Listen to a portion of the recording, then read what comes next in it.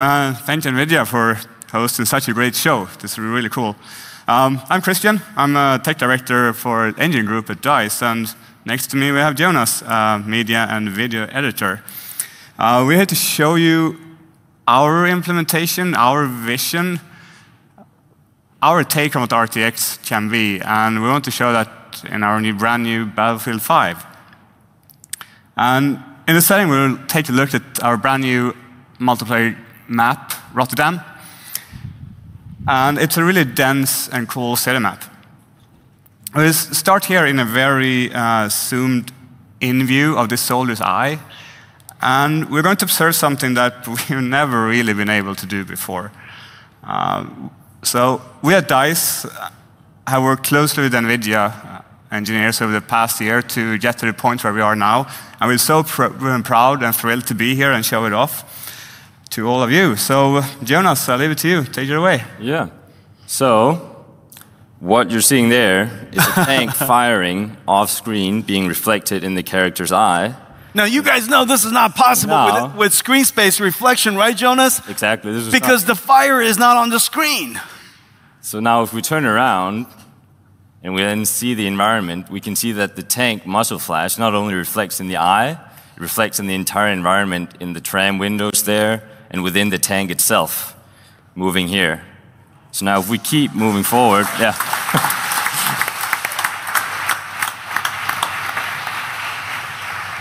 That's great. So of course, one of the big challenges of SSR is also complex surfaces like this. So now with RTX on, if we set off an explosion behind the tank here, but next to the car, oh, come on! Reflecting accurately within the car.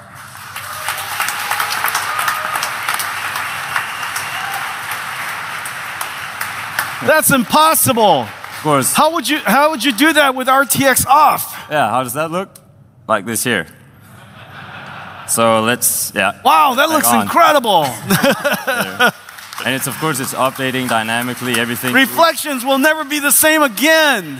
Look at the reflections off the ground, guys. It just. Yeah, so you can see. Wow, it just happens. With SSR, if it's in the screen space, you still get some of the reflections upon the car, but due to the nature of SSR, it disappears as it goes away. But because ray tracing just works, you just get the expected result, how you'd think you would see it. So, the next thing we have to show you is the big, scary crocodile tank, the Churchill. And if we make that one shoot, it's flamethrower across the scene here. Then we will again see that reflecting upon the surface and on the soldiers battling it out here in Rotterdam. So now if we look down in the ground with RTX on, we'll see the flame, we'll see the soldiers moving, we'll see everything. And now if I turn RTX off, we lose everything. We lose all the detail, all the context of what's happening in the scene. But with RTX on, you just get a much more cohesive image and a better understanding of what's happening around you.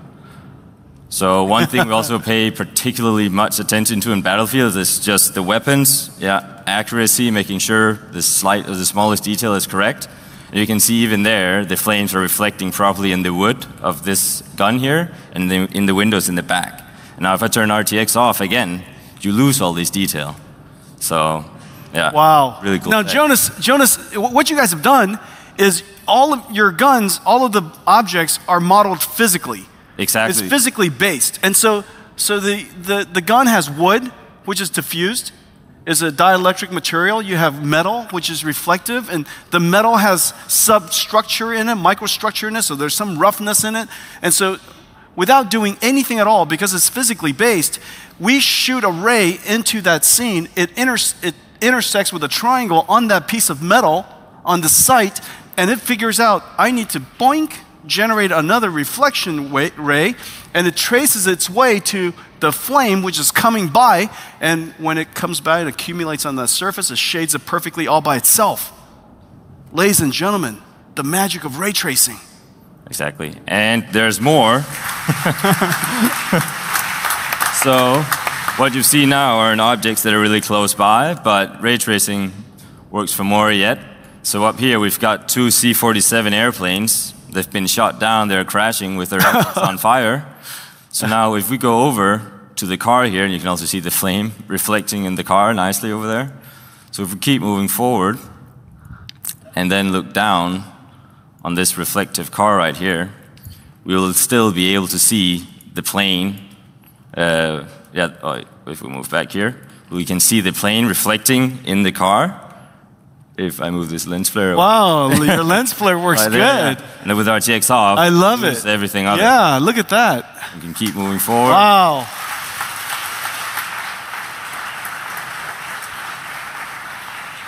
And Jonas, you guys did a great job with Fresnel reflection. Look when the angle is just right, it's just a perfect mirror. It looks beautiful. Exactly. So here it's a good example on transparent surfaces with Fresnel and PBR rendering.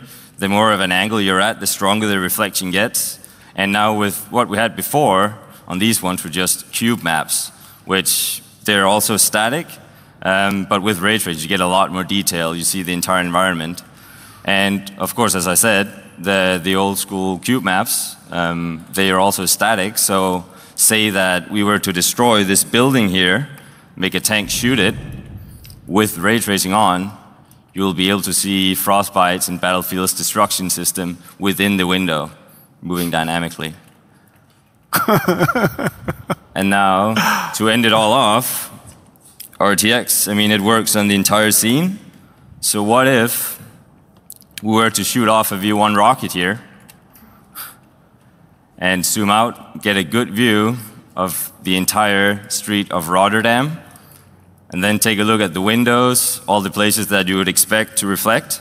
For now, turn up the time again, and we just wait patiently for the V1 to hit the ground. And there.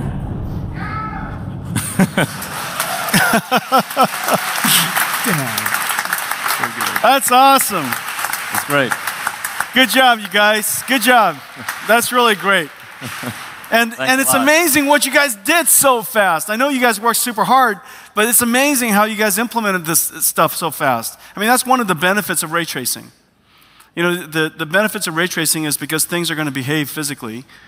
You should be able to turn things on. If the rest of your system and your models are done properly, you could turn these effects on relatively easily. I mean, it still takes a great deal of great engineering, but comparing to doing it the traditional way of arting everything into existence, the amount of engineering that has to be done is just significantly lower going forward.